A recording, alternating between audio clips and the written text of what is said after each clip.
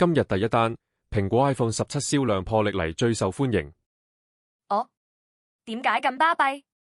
新機用咗革命性嘅冰感散熱，同埋影相會自動識別人臉打光，連阿媽影相都靚到似明星。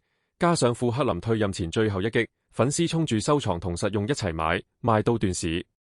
所以就係靠個名氣谷銷售。下一單，馬斯克 Tesla 巨額薪酬1580億美金，但係要達標先有得攞。哇，咁大筆錢，實係好難拎到啦。係啊，要 Tesla 市值同盈利同時達標12個里程碑先有得攞，而家連一半都未搞掂，馬斯克仲要努力衝業績，否則代代平安變紙上富貴。所以話紙上富貴都係假。下一單，開放人工智能發現 ChatGPT 忽然中意自己加料聊 Goblin， 即係啲綠皮小怪物。AI 點解忽然咁奇幻？唔知咩邏輯 ，ChatGPT 突然成日同用戶講 Goblin 王國需要你拯救，仲建議召喚龍同埋煉金術，工程師嚇到跳起，即刻封殺呢個奇幻模式，懷疑係訓練數據混咗遊戲劇本。AI 學壞啦，確實幾得意。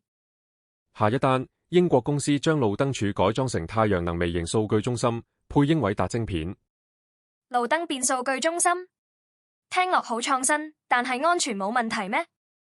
每支燈柱入面都塞滿英偉達晶片，靠太陽能供電，幫附近地區處理數據，慳地方又環保。